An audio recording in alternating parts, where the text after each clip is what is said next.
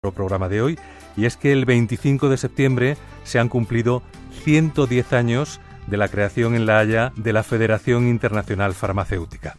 Y por eso, en un congreso que se celebró en Estambul en 2009, se decidió que cada 25 de septiembre se celebrase el Día Mundial del Farmacéutico. Así que hoy nos hacemos eco de este Día Mundial y dedicamos nuestro programa al mundo de las farmacias.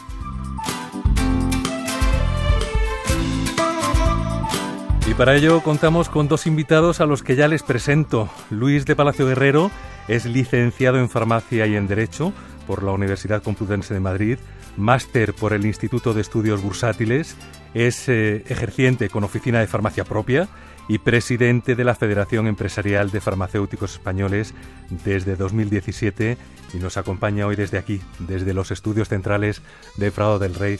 Luis, muy buenas noches y bienvenido. Buenas noches, Arturo, un placer. Igualmente, estaba pensando que no te han tocado, te puedo tutear, ¿verdad? Por supuesto. Gracias. Que no te han tocado precisamente los años más fáciles en el cargo que ocupas. Ni desde que empecé la farmacia, porque también hemos vivido nuestra particular crisis años 2010 al 14, o sea que sí. Años intensos. Sí. Enseguida continuamos charlando, pero déjame que presente también a nuestra otra invitada. Se llama Virtudes Roig, es licenciada en Farmacia por la Universidad de Valencia y diplomada en Óptica Oftálmica y Acústica Audiométrica por la Universidad de Barcelona y nos acompaña desde nuestra emisora de Radio Nacional de España en Valencia. Virtudes, muy buenas noches y bienvenida también. Buenas noches, Arturo. Encantada de estar por aquí con vosotros. Igualmente. Creo que tu carrera, Virtudes, ha transcurrido entre el Instituto para la Corrección de la Miopía Láser de Valencia, el Centro de Información del Medicamento del Colegio de Farmacéuticos de Valencia y en la oficina de farmacia en la que llevas a pie de mostrador más de 25 años. Así es, empecé, digamos, por la parte más de óptica, que fue además muy bonita porque era de colaboración con otros profesionales sanitarios, fue muy interesante. Luego pasé por el Colegio de Farmacéuticos, por información del medicamento. Fue un trabajo para mí muy enriquecedor y me ayudó a afrontar de una forma, yo creo que un poquito distinta, lo que es la oficina de farmacia, que es la verdadera pasión y donde ahora desarrollo el trabajo. Y pese a todo, Virtudes, todavía tienes tiempo para las redes sociales, porque desde que abriste el blog de Pills, allá por 2015, los seguidores no hacen más que subir. Bueno, los seguidores son amabilísimos y muy cariñosos, ¿qué te voy a decir yo? ¿Sabes? Pero bueno, yo pongo pasión en lo que hago, me gusta, me divierte y bueno, y la gente es muy agradecida. La verdad, la gente le gusta el tema salud, sobre todo después de los últimos tiempos. Y bueno, ahí seguimos y mientras la gente requiera de información y le guste lo que hacemos, yo me divierta, pues ahí estaremos. Pues ahí seguimos, claro que sí. Luis, ¿cómo fue ese acercamiento al mundo de la farmacia? ¿Fue vocación, tradición familiar? ¿Cómo fue? Bueno, en mi caso es familiar. Mi madre fue la primera farmacéutica de una saga de juristas y abogados, y con ella pues luego vinieron dos primas mayores que tengo que también son farmacéuticas y luego pues en su familia pues los hijos hemos continuado, hemos vivido la verdad años en los 80, 90, pues años de guardias en los que nos hemos quedado en la farmacia, bueno, eso de tener a los niños ahí en la rebotica. Sí. Y bueno, pues es una cosa que al final forma parte de uno, de sus vivencias, le tiene un cariño y además ha sido, pues, no sé, bueno, mi madre sigue en la farmacia. Entonces, yo es que no entendería otra cosa de vocación y de vivencias, ¿no?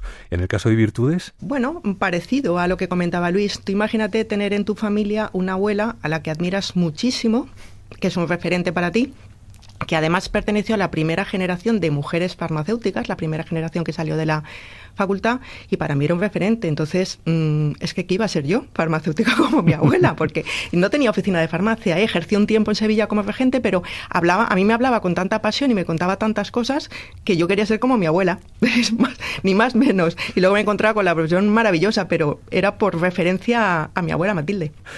Luis, Virtudes, está claro que la farmacia es el eslabón imprescindible entre el médico y el paciente. También está claro que el deber fundamental de todo farmacéutico es aplicar esa totalidad de conocimientos para apoyar la salud y el bienestar.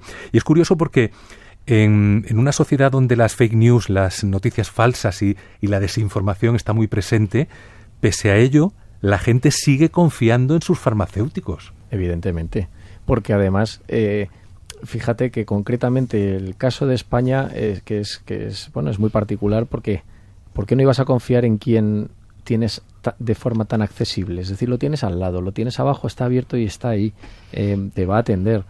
Bueno, Google lo tienes en el bolsillo, pero bueno, ya sabemos lo que es Google para otras cosas.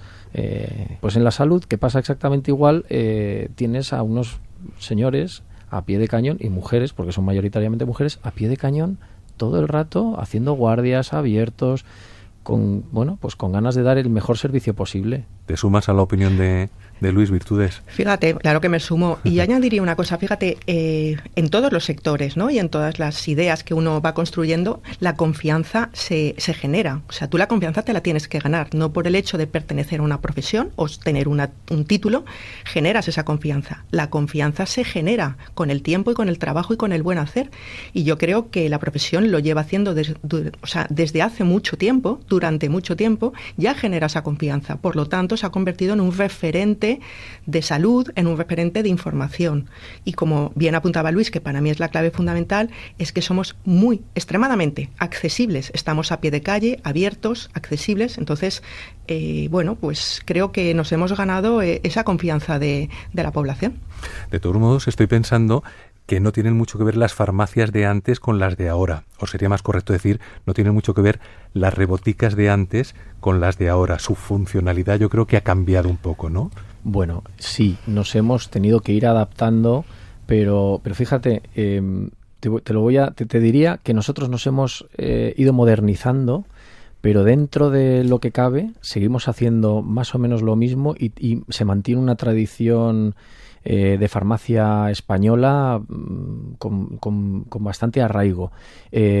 Más allá, fuera, Portugal, Italia, etcétera, han ido evolucionando a mayor ritmo, pero las españolas son unas farmacias que todavía vas por pueblos y vas a ver los albarelos, vas a ver la farmacia, es que la vas a ver como hace 80 años, perfectamente, y se va a estar trabajando de forma muy parecida. Lo que pasa es que ya tenemos receta electrónica, tenemos mecanismos de control, hemos informatizado las farmacias y bueno, pues ahora no tenemos que, aunque tenemos la obligación legal todavía de disponer de la farmacopea, pero ya vamos a acceder a ella de forma digital, ¿no? Ya hacemos búsquedas selectivas, en fin, esto ha mejorado. Pero de todos modos se ha cambiado un poco, como decía, la estructura, Virtudes, de la farmacia, ese espacio dedicado al cliente. Antes quizá la rebotica, claro, al estar llena de probetas, de microscopios, de morteros, de balanzas, se actuaba más en la rebotica y ahora pues la rebotica quizás se ha quedado un poco para reunión del equipo de farmacia, para hacer algunas cosas también, pero se ha ampliado el espacio para el cliente, ¿no? Evidentemente tienes que adaptarte a la demanda. Y la demanda es esa. Por lo tanto, la farmacia se adapta. Entonces, yo creo que la farmacia en su estética ha cambiado muchísimo. Evidentemente ha cambiado muchísimo y además es que creo que es bueno que lo haga, porque tienes que estar en los tiempos que estás. Pero en esencia, lo que es la esencia de la farmacia se mantiene. Es decir, y fíjate, tú utilizas una palabra que a los boticarios nos gusta mucho, lo de la rebotica, que nos gusta muchísimo. La rebotica, que es la parte de atrás, el cuore de la farmacia, es nuestra esencia y esa se mantiene. Esa parte asistencial de ayuda al paciente en todo lo que tiene que ver con sus medicamentos. Y diría más, tú has comparado con hace años, ¿no? Yo pienso en la época, por ejemplo, también de mi abuela. En aquella época había mucho desarrollo de la parte social, ¿no? La farmacia también tenía unas competencias sociales que quizá con el tiempo se perdieron y yo me atrevería a decir que ahora mismo, frente a o acompañados de esta estética más moderna, estamos recuperando también esa parte más social de la farmacia que es nuestra esencia de rebotica. Tengo datos del año pasado, son del informe anual presentado por el Colegio de Farmacéuticos, donde figura que en España hay más de 78.000 farmacéuticos colegiados y más de 22.000 farmacias, lo que hace tener una farmacia para cada 2.100 habitantes aproximadamente, lejos de los 12.000 habitantes por farmacia en países como Dinamarca o los 6.000 de Holanda. No sé si son suficientes, pero me parecen así a priori buenos datos. Luis. Son unos datos que reflejan una realidad. La realidad es capilaridad máxima y presencialidad en sitios que a veces pues son o impensables o de dudosa viabilidad. Y de hecho es paradigmático también cómo cuando se habla de la España vaciada o el problema de la despoblación de los núcleos rurales, ahora mismo hay problemas incluso pues para dar servicios tan básicos como son los de el manejo del dinero en efectivo en sitios donde a lo mejor ya solo queda un bar que por supuesto es de alguien del pueblo de ahí, la farmacia y a lo mejor una iglesia y poco más. Y es que el alcalde es un señor que tiene una finca por allí que va y viene. Y esto es lo que tenemos un poco que saber analizar e intentar que no se pierda. Porque si en algún momento nos tendremos que replantear pues volver otra vez a las zonas rurales, o sea, como una salida de las ciudades a sitios que sean más sostenibles, más fáciles, más amables y tal. Yo estaba leyendo noticias sobre colegios que no eran capaces de llenar las aulas y por lo tanto tenían que cerrar o no cerrar y con esos problemas y tal. Y yo he conocido el caso de una farmacéutica que se fue con su familia y por eso consiguieron también mantener la escuela, ¿no? Así que, ¿qué somos los farmacéuticos en España concretamente? Por eso decía, somos tan especiales, tan particulares, somos muy próximos, pero incluso en zonas de poca densidad. Por supuesto que en zonas muy pobladas pues no hay problema, pero de poca densidad también somos muy próximos. Somos capaces de aprovechar toda esa infraestructura y ese capital humano que estamos ofreciendo a través de la farmacia. Bueno, pues forma parte un poco de la reflexión que nos tenemos que hacer y que pedimos que hagan también pues nuestros líderes políticos, etcétera, ¿no? En las distintas regiones. Y nosotros siempre hemos estado muy pendientes de que esto no se aproveche y no se pierda, las dos cosas. Sí, además, Arturo, fíjate, en el mismo informe que tú aludías, si no recuerdo mal, creo que en ese mismo informe decía que creo que era el 80 y largos, casi 90% de la población tenía una farmacia a menos de 10 minutos de su casa. ¿Sabes la calidad que eso representa? Hombre. Es tremendo, es grandísimo. Y luego, lo apunta Luis, las farmacias rurales hacen una labor encomiable.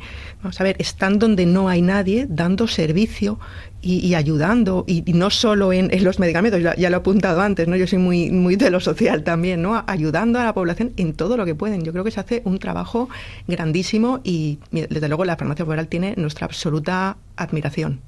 Con esta cantidad de farmacias que existen en nuestro país, seguro que muchos oyentes se estarán preguntando, pues oye, tiene que ser fácil abrir una farmacia en España. Y me da a mí que fácil no es. No sé qué requisitos son necesarios. Que haya una distancia mínima entre farmacia y farmacia. Dependiendo del número de habitantes se pueden abrir una farmacia o 3. Sí. ¿Cómo va esto? Pues, si quieres te contesto, Arturo. Lo primero es que tienes que tener unos requisitos de idoneidad. Tienes que ser farmacéutico y tienes que saber de lo que te vas a responsabilizar y sobre quiénes, ¿no? Entonces, lo primero es una idoneidad. Tienes que ser farmacéutico y te tienes que dedicar a eso y tienes que tener presencialidad habitual en la farmacia, porque es tu farmacia. Y luego tienes unos requisitos que son de planificación. Es decir, las farmacias en general, no solo en España, sino también en casi todos los países europeos en general, también me atrevería a decir de otros muchos continentes, tienen requisitos de planificación, mayores o menores. Los de España son muy estrictos.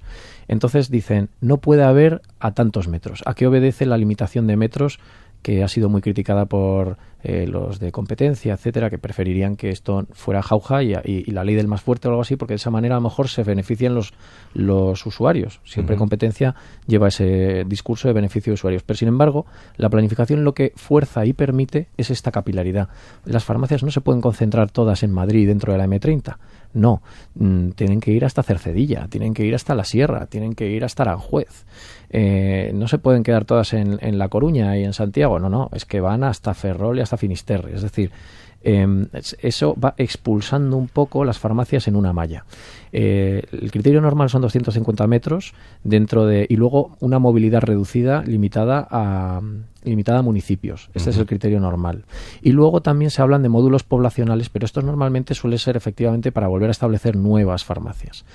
Cuando crece la población, dice, pues ya tenemos suficiente población crecida y tal como para convocar nuevas farmacias en estas zonas y estos municipios. Se convocan y por un concurso de méritos se conceden. ¿De acuerdo? Los méritos son académicos, son profesionales, están listados, son públicos. Bueno, pues es una cosa bastante objetiva. ¿Y puede trabajar en una oficina de farmacia gente que no sea farmacéutico? Sí, pueden ser auxiliares de farmacia y luego pueden formarse en módulos de formación profesional para llegar a ser técnicos. E incluso se ha dado el caso, y yo conozco algunos, que al final, pues por poco más de esfuerzo, se hacen la carrera de farmacia, porque es gente que Bueno, pues que cuando les toque estudiar los medicamentos ya llevan años manejándolos, ayudando a su farmacéutico, correcto. Por seguir con los datos, el mercado farmacéutico en España creció en 2021 un 8%, con ventas de 22.000 millones de euros. Esto hace que la facturación media de cada farmacia sea de 1 millón de euros anuales, distribuidos 700.000 euros en medicamentos y casi 300.000 euros en productos de autocuidado y cosmética. Y aquí me gustaría saber vuestras opiniones. ¿En las farmacias se vende lo que se debería vender?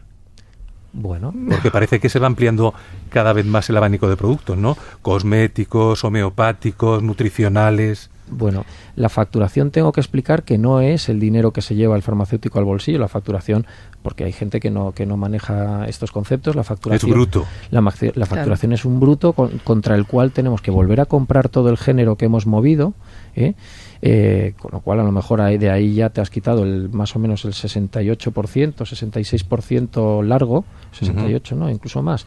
70% de esos 700.000 euros, o sea que ya casi 500.000 ya se han ido, te quedan 200 para pagar a todo el personal, toda la infraestructura, toda la financiación, porque de esto tampoco se habla, pero existe normalmente una necesidad de financiarse para poder mantener y reinvertir en el negocio, y muchas veces pues vivimos con hipotecas, tanto en tu domicilio como en la farmacia. Yo, por ejemplo, llevo pues toda mi vida profesional con una hipoteca mucho más fuerte en la farmacia que en el domicilio, por ejemplo.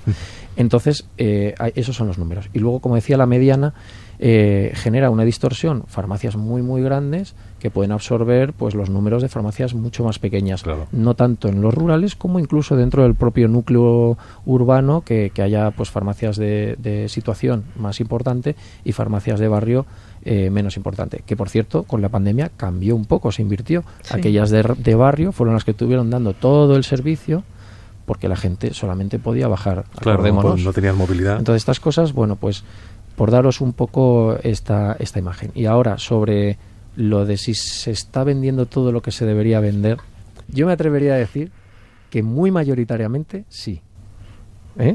Pero Virtudes seguro que tiene muchos más aspectos. La palabra es tuya. Me lo has pasado. La patata caliente es tuya, Virtudes. No, pero escucha que yo me comprometo en decirte ya que mayoritariamente sí. Vale. Sí. Somos farmacéuticos que tenemos, fíjate, esto se lo he dicho yo a más de uno y dice, no, pero así aprovechas para vender más. No, mira, yo detrás mío tengo 13.000 referencias. 13.000. Mi único interés es que de las 13.000 acertemos con las que se necesitan en cada momento, porque a mí qué más me da que te lleves 2 distintas o todas de la misma, si tengo 13.000 distintas yo. O sea, es que no nos damos cuenta que somos mini Amazons lo que tenemos ahí detrás. Sí, es verdad. Entonces, al final todo tu foco lo pones en cubrir la necesidad de la mejor manera posible. Eso es lo que fideliza y, como decía Virtudes al principio, eso es lo que hace generar la confianza. Virtudes.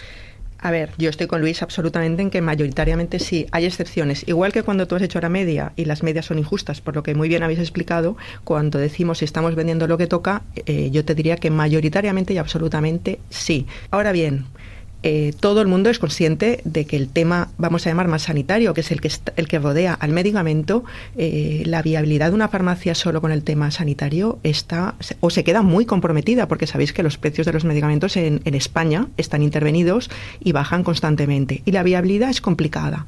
Por lo tanto, necesitamos apoyarnos en nuestra parte comercial. Yo siempre digo que la parte comercial es la que nos da viabilidad, y la parte asistencial, la del medicamento, es la que nos da prestigio y profesión, y la que nos hace mantener como profesión sanitaria. Necesitamos de las dos partes. Una vez dicho esto, también te diré, esa parte comercial, a ver cómo la gestionamos, quiero decirte, con ética profesional y siempre avalados por la ciencia, ¿vale? Y ahí es donde pueden haber las pequeñas diferencias, pero yo te diría que mayoritariamente la farmacia trabaja con ética profesional y los productos que tiene y vende se ajustan a esta, y por lo tanto no debería de haber problema. Excepciones, siempre las van a haber, claro. Desde luego. Deduzco, Luis, que no se juega con los mismos márgenes de ganancia en todos los productos. Para nada, en absoluto. Y además, ni siquiera por grandes categorías te puedes mojar demasiado, porque te lleva sorpresas tremendas. Es decir, ¿no? En el medicamento hay mucho margen, pues como dice Virtudes, no hay margen. La gente tiene que saber que los precios de los medicamentos en España están totalmente intervenidos, y que además para la farmacia solo bajan. porque solo te va a aparecer precios más altos. Bueno, ahora hay una excepción, pero bueno, solo pueden aparecer precios más altos normalmente cuando aparecen medicamentos nuevos bajo patente. Cuando pierden la patente, imaginaos, todo esto baja y aparece el genérico, la competencia, etcétera. Y de hecho han bajado tanto, por eso decía la excepción, han bajado tanto y tenemos tantas referencias para tratamientos mensuales por debajo de los 3 euros de tratamiento mensual, que incluso han empezado a subir un poco, porque es que se estaban desabasteciendo porque no compensaban ni fabricarlos. ¿Entre qué márgenes se puede trabajar más o menos? Bueno, tenemos el margen tasado por ley, con lo cual tampoco podemos poner el precio, por eso decía que estamos intervenidos. Entonces la ley nos marca un 27,9% de margen bruto, menos, todavía no hemos empezado, a deducir una serie de reales decretos que se han ido publicando. Entonces, la suma de todos esos reales decretos, nosotros estimamos que nos baja pues unos 5, 6, entre 5, 6, 7 puntos, dependiendo del volumen de la farmacia, porque además a mayor volumen, es como un impuesto de la renta de personas físicas, a mayor volumen más resta. Más resta, o sea que no se llega ni al 20%. Una farmacia muy grande igual no llega al 20%, probablemente no llegue, no, baje más todavía, porque es una conjunción. Una muy grande no llega. Y piensa que esto es, los éticos, los medicamentos pueden suponer más del 75-80% de la facturación de tu farmacia. O sea que yo tengo el 80% de mi volumen, ya lo tengo intervenido y con unos mecanismos de autocontrol de precios y margen. Y ahora, como decía Virtudes, pues tengo que sacar esto adelante con todo lo demás. Claro. Y el porcentaje, este margen que apunta Luis, que es bastante bajo, lleva, o sea, más allá del problema de desabastecimiento de materias primas que es vigente ahora en todos los sectores, ¿no? Y en todas las cosas, pero más allá de eso, este precio tan extremadamente bajo muchas veces no cubre los gastos de los laboratorios. La gente muchas veces, no, los laboratorios, bueno, pero es que hay determinadas moléculas que los laboratorios pueden ir a pérdidas y pueden decidir si van a pérdidas o compensan con otras moléculas que no.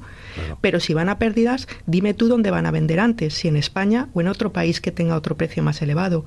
Yo en todos los años que llevo en la farmacia, y ya son muchos, nunca, he vivido tantísimas moléculas en desabastecimiento, de no poder dar servicio, nunca lo había vivido, jamás. Y es desesperante. Pero el precio está tan intervenido, tan a la baja, que llegamos a estos absurdos de por querer dar un servicio al máximo de población, no podérselo dar porque no tienes disponibilidad de ese medicamento. Claro. Hablando de medicamentos, se dice que el primer fármaco industrial fue desarrollado y comercializado en Alemania por Bayer, allá por el año 1885. Se trata de la acetofenidina, bajo el nombre de fenacetín, un analgésico del que luego se derivó el paracetamol. Este, como digo, fue el primer fármaco industrial, pero yo no sé si hay control de cuál ha sido el último. Sería dificilísimo de concretar porque cada día hay nuevos medicamentos. Uy, yo no me atrevería a decirlo porque nosotros recibimos, fíjate, mensualmente yo recibimos yo por lo menos estoy suscrito a una revista y a unos boletines de nuevos fármacos y todos los meses hay nuevos fármacos y te diría que entran más que salen, hay más altas que bajas, ¿sabes? Y unos aportan más, otros aportan menos, otros son más novedosos, otros no, pero altas nuevas sí, o sea, muchísimas, todos los meses. La última, ni idea. O sea que vuestro disco duro se va nutriendo cada día y va ampliando, ¿no? Totalmente. Es un non-stop. E incluso moléculas antiguas que aparecen con nuevas indicaciones entonces tienes que revisar hasta replantearte un poquito y revisar y reciclar lo que ya pensabas que es que no había duda. Claro. Y entonces estas cosas van cambiando. Yo, fíjate, leí el otro día, hace unos días, creo más o menos las cifras, pero aproximadamente creo que estamos en torno a unas 37.000 presentaciones de fármacos y alrededor de unas 40.000, 44.000 interacciones posibles entre ellos. Por lo que decías, ¿qué es lo último? Lo último puede ser un fármaco, puede ser una nueva indicación, puede ser una nueva interacción, es decir, el conocimiento lo tenemos que ir actualizando a velocidad de vértigo, porque es un no parar. Imposible relajaros. Sí. Ahora que citaba un medicamento, el nombre de un medicamento, supongo que habrá infinidad de veces en que tengáis que interpretar lo que el cliente quiere. Y lo que el médico escribe. Por favor. Esa es otra. Sí, claro. Sí. ¿No? Sí. Y a veces es curioso ya no el nombre del medicamento, sino que te dicen algo genérico. Dame un colirio. Sí, pero ¿un colirio para qué? ¿Para qué? Esto nos pasa bastante. Bueno, y también estoy pensando que habrá muchas situaciones muy comprometidas porque son muy personales, claro. Sí. Igual que cuando eres jovencito y vas a la farmacia y dices con voz alta, quería una caja de tiritas, y luego te la dan y dice, ¿y algo más? Y una caja de preservativos. Claro. Entonces me imagino que habrá situaciones con tintes sexuales, escatológicos. Sí, pero ¿no? ha cambiado mucho la percepción. Yo creo que antes había más pudor. Antes alguien venía por algo incluso para los piojos y te lo decía dame algo para los pipis. Y tú tenías que decir, ¿qué me están pidiendo? Ahora te viene y dice, mi hijo tiene piojos, estoy harta y tal y cual. Y como eso tal, y un chaval te dice, oye, un preservativo, pero que sean de los extra grandes, que todos me aprietan. Hay más naturalidad, lo cual favorece, o sea, facilita mucho nuestro trabajo, ¿sabes? Claro. Es verdad, ¿eh? Estoy totalmente de acuerdo en esta apreciación porque... Y además anécdotas que hay, pues cada uno tiene y casi las de suyas. ayer, efectivamente. Sí. Estaba pensando en cómo formular la pregunta y a la vez me estaba contestando yo desde la lógica. Me refiero a la estacionalidad en las farmacias, en los medicamentos. Y supongo que esto será un poco como en las fruterías. Hay frutas de temporada. Total. Y en las farmacias pues pasará época de piojos, que los mencionaba Virtudes, bronceadores, alergias, Total. resfriados. Cada estación tiene lo suyo, ¿no? Sí, Arturo, pero fíjate, es que lo has dicho perfecto. Tú has dicho, hay estacionalidad como las frutas y verduras, pero contéstame ahora, ¿hay tanta estacionalidad ahora en las frutas y verduras o encontramos de todo en todas las épocas? No, ahora, si no es época de uvas aquí, las traen de fuera. En Perú. Vale, pues casi pasa lo mismo. Es decir, piojos casi ya tenemos siempre. Todo el año. Hay estaciones, pero está todo muy universalizalizado. ¿Me explico lo que te quiero decir? Sí. No, más o menos. Se respeta mucho, ¿no? Virtudes, toda la parte, por ejemplo, de cuando empieza gripe. la prima... Sí, bueno, gripe, por supuesto, y alergias. Evidentemente, porque eso va con las floraciones. Sí. Y luego, pues cuando ya viene la época del buen tiempo y la gente empieza, pues bueno, a salir un poco menos cubierta, pues todo lo que está relacionado con el cuidado de la piel es que es evidente. Pero fíjate, Luis, acuérdate, yo me acuerdo al principio de la farmacia que, además yo tenía una farmacia muy chiquinina, y entonces ponía los solares, pues allá por marzo, en Fallas, ¿no? Que decíamos, ¿no? Sacábamos los solares en Valencia. De cara a Semana Santa, claro. Claro, no, aquí en Fallas. Siempre en Fallas, los solares fuera. Vale, ¿y qué pasaba? Cuando llegaba septiembre y octubre, los guardabas en una caja, la precintabas y la metías en el almacén. Eso ahora no se te ocurre. No. Tú ahora dejas los solares porque ya hay cultura de cuidado del sol durante todo el año. Eso te iba a decir. ¿Vale? Es que ahora ya ha calado un poquito más que tu mejor crema antivejecimiento puede que sea una protección solar. Correcto. Y como eso, a ver, sí que hay estacionalidad, evidentemente, pero alergias vemos cada vez más, hay mucha alergia, hemos visto un repunte de antigripales primavera-verano, acuérdate, a finales de primavera, que te llama mucho la atención, no es lo normal, no es tan fuerte, pero está todo un poco, más desestacionalizado, creo yo. Sí, puede ser. Mencionaba antes la relación del farmacéutico con el cliente, que sigue siendo muy estrecha y de total confianza, y yo creo que tras la pandemia todavía se ha fortalecido más esa confianza, pero claro, paradójicamente, también durante la pandemia ha aumentado la venta online de medicamentos. ¿Cómo se conjuga esto? Tengo confianza en el farmacéutico de mi calle, pero compro online porque me he acostumbrado. Pero en los medicamentos no. Claro. La venta online de los medicamentos en España está limitada estrictamente a los que vayan sin receta. A los ¿vale? OTC, ¿no? A los medicamentos, o sea, a los antigripales que están ya formulados que van sin receta. Y fíjate, no creo que esos hayan sido objeto de tanto incremento. El incremento de la venta online que ha existido es en todo lo que es para farmacia, claro. Y es que eso está absolutamente liberalizado, donde aquí competimos hasta con el Gran Corte Inglés o el que sea, ¿de acuerdo? Y es verdad que como la población, la gente se ha acostumbrado también a comprar más, durante la pandemia incrementó muchísimo y hasta nos alarmamos. He de decir que ahora esto ha bajado. O sea, que hemos vuelto a vivir la vida. En vez de la digital de la pantalla, pues también la otra. La que teníamos. Y entonces esto se ha corregido un poco. Y sin embargo, la gente sí que aprovechaba, yo creo, la excusa de poder salir a la farmacia para dejar su piso. Sí, o sea, sí. que es que los medicamentos, es que a lo mejor, aunque sea para decirme que no me lo tengo que tomar, pero voy a bajar a la farmacia a que me dé el aire. O sea, eso fue un poco lo que pasó. ¿Voy a bajar la basura o no? Mejor voy a la farmacia.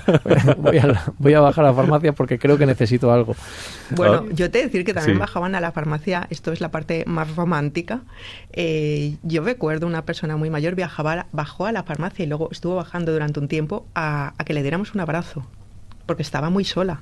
Qué bonito. No tenía nadie. Qué bonito, Virtudes. Y la farmacia estaba abierta. Claro. ¿Me explico? O sea que hay una parte romántica también allí, y eso no te lo da, el abrazo no te lo dan por internet, online, vía online. No, y ella bajaba que la abrazáramos, pobrecita. Qué bonito. Sí. Bueno, ahora que hablábamos de las ventas online, vamos a quedarnos aquí un ratito online, porque es un hecho que las búsquedas sobre temas de salud, como decía Luis hace un rato, son cada vez más numerosas. Es una herramienta de la que no disponíamos antes y que ahora sí. Pero claro, una cosa es informarnos nosotros por nuestra cuenta y otra muy distinta, que esa información sea dada por profesionales y además en las que se utilice un lenguaje no excesivamente técnico, y esa es la apuesta de Pils, ¿no? Sí, el blog de Pils, sí. Sí. ¿Cómo va la cosa? Sí. Pues va bien, va bien. Fíjate, yo siempre he pensado, si a mí hace 20 años, cuando estaba en mi farmacia, alguien me hubiera dicho, Virtu, todo lo que cuentas en la farmacia, los consejos que das, las explicaciones que das, van a salir del espacio físico de tu farmacia y la van a poder recibir gente que está en otras ciudades lejísimos, a 600, a 800 kilómetros. Yo diría, bueno, esto es un sueño. Bueno, pues es que ese sueño se hizo realidad. Ese sueño es el sueño de las redes sociales, que te permite llegar más allá. Y a mí me parece un lujo que todos los conocimientos que tú puedas saber y esa ayuda que tú puedas prestar como profesional lo puedas llevar más allá de lo que es el espacio físico de tu farmacia. Antes de comenzar el programa, a micrófono cerrado, estábamos aquí charlando Luis y yo un ratito. Sí. Pues normalmente preguntamos a los invitados, ¿os conocéis entre vosotros, entre los invitados del programa? Pues sí, pues no. Y me decía Luis, sí, por favor, conozco a Virtu de Roch hace tiempo y hace un trabajo magnífico, porque hace esas píldoras infográficas que facilitan información, y no solo a cualquier persona que lo pueda hacer desde su casa, informarse desde su casa, sino a los profesionales. Nos hace un trabajo previo a nosotros, ¿no? Sí, y eso es de agradecer. Es que de entre sus seguidores estamos muchos profesionales, compañeros, porque verdaderamente es de gran utilidad. Es que es un trabajazo. Y además es un trabajazo que me encanta que diga que lo hace porque le gusta, pero sí. Es que de verdad que de ahí solamente regala valor a los demás. Bueno, yo te agradezco las palabras tan cariñosas, Luis. Yo, la verdad es que siempre pienso que todo el mundo tenemos que devolver algo, ¿no?, a la sociedad. Cada uno aportamos en lo que podemos. Yo he encontrado un filón en esto, un filón en el sentido de que es algo que me es muy gratificante. Yo, cuando un compañero me hace una foto en su farma y me dice, Virtu, tengo colgada esta infografía en esta esquina que me ayuda, a mí me da una alegría tremenda, la verdad. Yo también tengo cosas de otros compañeros puestas, o sea que esto es recíproco, Pues ahí está el blog de Pils, con ya aproximándose a los 50.000 seguidores en Instagram y subiendo. Luis, no hemos dicho que la Federación Empresarial de Farmacéuticos Españoles, que presides desde 2017, sí, fue creada en 1981, sí, y lleva, por tanto, más de 3 décadas trabajando, y no solo en defensa del farmacéutico, sino también en la mejora de la calidad de vida de los pacientes. Me imagino que tienes mucho que contar, pero sobre todo me gustaría que destacases así algo, una pincelada de lo que reivindicas en estos momentos. Muchas gracias. Ya para ir finalizando. Sí, mira, no solo la federación, porque además esto ya empiezan a ser objetivos compartidos. Es que hay una especie de mentalidad colectiva que tenemos los farmacéuticos que es curioso y se va generando, ¿no? Y nosotros tenemos el deber también de reconocerlo, de identificarlo y también de ponerlo encima de la mesa para una reivindicación. Ahora mismo las farmacias pensamos que hemos sido infrautilizadas durante la pandemia. Eso es una reflexión nuestra. Ha sido casi un lamento. Durante estos años nos hemos ofrecido a poder hacer esos test de antígenos, los test del coronavirus, como se estaban haciendo en las otras farmacias de los demás países, y a poder ayudar en las campañas de vacunación como se ha estado haciendo en otras farmacias con otros farmacéuticos en demás países sin tener ningún problema ni de competencial, ni profesional, de nada. No había discusión ahí. Y ahí es donde está la reivindicación. ¿Y cómo podemos ayudar? Pues mira, ya lo estamos haciendo, pero todavía no está siendo tomada en cuenta la seriedad con la que podemos hacer una toma de tensión, por ejemplo, que pueda ser válida para ese centro de salud al cual hemos detectado a un hipertenso y derivamos, ¿no? Y no tengan que repetirle la prueba. El utilizar determinados algoritmos ya consensuados con otras sociedades científicas para síntomas menores. En verano, por ejemplo, anda que no hay afecciones cutáneas que se tienen que resolver de la manera más eficiente y más inmediata, pues a lo mejor son cremas que pueden llevar pues algún componente antibiótico o algún corticoide, por ejemplo. Todo eso necesitará una receta porque son medicamentos. Pero no obstante, y necesitando receta, existen ya soluciones en otros países y nosotros proponemos y buscamos junto con nuestros compañeros de la científica, de los colegios, etcétera, pero es que esa es la básica. Necesitamos aprovechar eso. Podríamos ahorrarle a una persona el viaje al centro de salud porque podemos utilizar más o menos el mismo algoritmo y además la relación riesgo-beneficio pues es totalmente favorable. Nosotros ya tenemos sistemas para poder incorporar esa información para que todos los profesionales sanitarios que vayan a intervenir puedan ver lo que ha ocurrido y compartir y nosotros alimentar esa información de cada uno de los pacientes. Todas esas son reivindicaciones que están por hacer y por desarrollar y que parecen como de mucho sentido común. Esta mañana leía yo en Twitter de una compañera también que decía, todavía no podemos sustituir formas farmacéuticas de un mismo medicamento para una persona, o bien por desabastecimiento, o bien por dificultades que le acaban de ocurrir. Por ejemplo, pues que no puede tragar esa misma mañana o lo que sea, y le cambias unos comprimidos pues por unos sobres que puedan diluirse en agua y se lo bebe con el vaso de agua. Estas cosas no están permitidas todavía, aunque son para nosotros muy de andar por casa. ¿Por qué? Pues porque nosotros estamos tremendamente intervenidos en medicamentos, lo he dicho varias veces, y la intervención administrativa es la cosa más rígida que existe en España. Y nosotros estamos muy intervenidos y esa es la rigidez. Entonces ahí va una y esa es la principal, yo creo. Y luego están las demás en las que lo que estamos pidiendo es que se atiendan, pues, por ejemplo, todavía traemos de la abuela de virtudes, traemos la tradición de las guardias. Sí.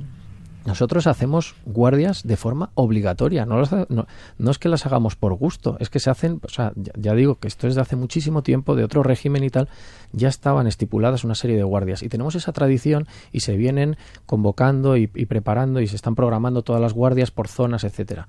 ¿Qué ocurre? Que en las más despobladas, donde sigue habiendo guardias, precisamente esos farmacéuticos rurales y tal son los que sufren más guardias. Entonces nosotros ya dijimos, bueno, pues vamos a darle viabilidad a este asunto y por favor vamos a pagar esas guardias que sean obligatorias. Luis, entonces, y de esas reivindicaciones que apuntabas al principio, ¿no crees que muchas se podrían aliviar si hubiera una comunicación directa de la farmacia con los centros de salud, por ejemplo, o con otros profesionales? Sí, claro. Es que la comunicación directa mediante TICs, mediante tecnología y comunicación, sí. Es una cosa que está más que reivindicada, pero no termina de llegar.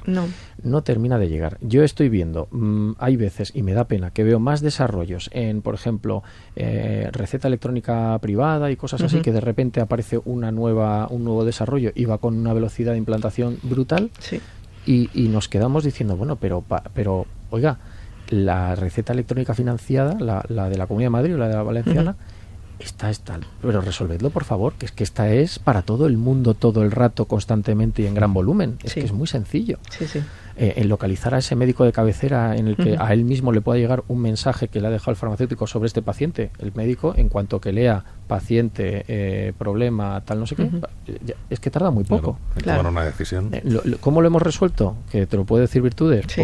Pues llamamos, llamamos por teléfono a los centros de salud, conocemos a esos médicos que nos con están el WhatsApp, con médicos directos. Entonces tenemos el WhatsApp. Sí, totalmente. Y entonces, yo no me quiero incriminar a mí mismo sobre la ley de protección de datos, pero es que la ley de protección de datos es incompatible con la resolución que estamos haciendo. Totalmente. Entonces, yo creo que lo que tenemos, esta es la gran reivindicación. Yo creo que es lo que tenemos que hacer, aprovechar esta infraestructura que tenemos. Qué bien funcionan las farmacias y cuánto pueden mejorar todavía. Cuánto pueden mejorar. Bueno, les recuerdo que en breve, creo que es el próximo 11 de octubre, está la tercera edición del One Day, que es el gran congreso de farmacéuticos españoles.